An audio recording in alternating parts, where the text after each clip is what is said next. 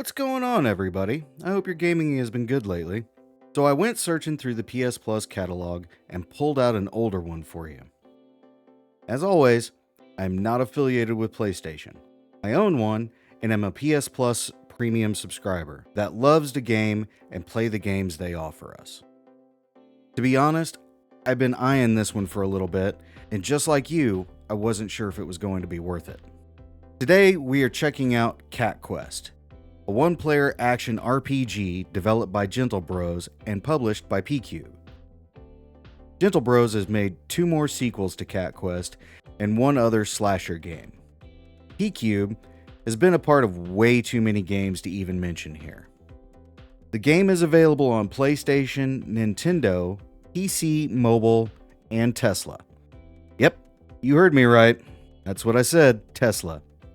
Sorry, Xbox, but apparently Elon gets this one before you guys even do. And just to blow your mind a little bit more, it comes in at a whopping 350 megabytes. Now, my save file on my PlayStation says 650, but that ain't much different. Just like the old school file size, Cat Quest gives an old school feel that does not disappoint. I honestly felt like I was a kid again, chilling out in my room, grinding out on some Zelda or Dragon Warrior. I might be putting a date on myself with that last one. Hell, the only things I was missing was some Action Hero PJs, some cheese balls, and a tube TV to play it all on. It is definitely a game anyone can enjoy at any age. The game starts off with you and your sister, both cats if you hadn't guessed, in a boat sailing somewhere when a mysterious figure appears over the waters. This figure takes your sister for unknown reasons and then vanishes, just as quickly as they appeared. You come to in the land of Felingrad, now accompanied by a spirit. From here, your adventures through Felingrad begin, fighting monsters of all kinds and searching for your sister. When it comes to gameplay, it's as simple as it comes, and I do mean simple. You'll use one joystick to move around, and the other is for your map. You have your square button to attack and triangle to interact with things. Your X button is a dodge roll, and circle accesses the menu. Your triggers will be the magic or spells that you've assigned to them. That's it. Nothing special or spectacular, just short, sweet, and to the point. This minimalistic approach, I feel, adds to the enjoyment of the game. And don't get me wrong, I love modern RPGs and the abilities and intricacies they offer, but sometimes it's good to just slow things down and keep them simple. And seeing how this game was initially released on PC and mobile, it kind of makes sense. The inventory system is kept simple too. It's broken down into 2 parts, equipment and spells. Your equipment consists of your chosen weapon, armor, and hat or helmet, and they're filtered in the same order. Each piece is collected along the way, whether through quests or found in chests down in any of the multiple dungeons you'll explore. You can also take a gamble at Kit Kat's smithing once you have saved enough gold and finished at least 1 quest with her. She has 2 chests, one for 50 gold and one for 5,000. But, just a word of caution, you have no idea what you're going to get. It might be better to just save your coin for more important things till you're sure you can afford to take the chance. Your spells are found in arcane temples spread across Felingrad. You will have to purchase these to unlock them, and you'll also have to purchase the upgrades each time. And these spells will start to get pricey with each upgrade, but are worth it. You'll soon find that some spells work better than others on specific monsters. The game won't tell you this, but I will. So just pay attention to what each one does. See how it affects each enemy and what ones are more effective. This will help you in assigning the right spells for the right situations. There are a total of 10 basic armor sets that you collect along with some special sets and individual pieces. I don't know that there is any order in how you get them, it just felt random to me as I was playing. The first weapon I found was the Ranger Axe, which is part of the Ranger set. The other sets consist of Knight, Chainmail, Tank, Squire, and Ninja. There is a crappy set that's, well, crappy.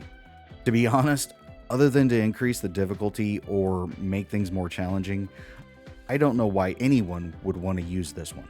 You then have your Mage, Arcane, and White Mage sets that enhance your magic abilities. Each one of these also has their own staff to complete the set. You'll be able to mix and match these sets as you please, so there is no meta, just what works, and what feels right to you. Just like the games of yore, there are no voices in Cat Quest. Just dialogue bubbles and colored text to read. Now, you might be saying, Famine, that sounds boring. Who wants to have to read? Or, I never read in games. Why would I want to now? Well, most of you probably have the subtitles on when you're watching animes, so I'd say you're missing out. The dialogue in this game is filled with cheap cat puns left and right. It's about as corny and cheesy as you could imagine, and it's done perfectly. Sorry, I had to. Now, at the time of recording this, I'm about 3 hours into the game. When I looked up total game time for Cat Quest, it said around 10 hours for completionists.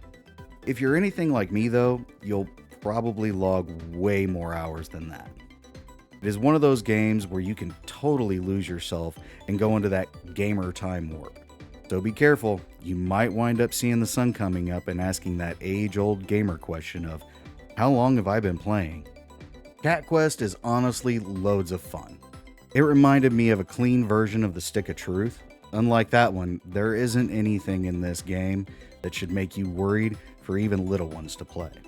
In fact, this would be a good game to get any young gamer started on their lifelong journey into the wider world all us adult gamers love so much. At the same time, there is so much to enjoy about this game that even us grown gamers can get in on the fun. From cat puns and kitty jokes to old school action and adventure, Cat Quest is becoming one of my favorites in the PS Plus library. The team over at Gentle Bros has expanded on this game 2 more times by making Cat Quest 2 and 3 for us. While I am still working to complete the first one, I am excited to see what and where they take us in the next 2. And while there were some things I would have to critique about this one, I do understand that it is a first iteration and has its limitations. The only one I would touch on here is that you can't move the view around on the map. I don't know if this is something that they've corrected in the sequels because I haven't played them yet, but I am going to go out on a limb and say they probably do. Aside from that, this game is peak old school gamer perfection. Ha! I had to. Not sorry. So, if you've played this one before, let us all know what you thought of it, and please, be kind enough to leave out spoilers. If this is your first playthrough, drop a comment and let us know how you feel about it. Does it give any of you that old school nostalgic feel, like you should be going to bed at a decent time Friday night so you can catch all your Saturday morning cartoons? Let us know. As always, I hope I've helped you find a good game to play. Now, if you'll excuse me, I'm gonna go crawl around the map some more. I know these puns are terrible. See you guys next time. Famine out.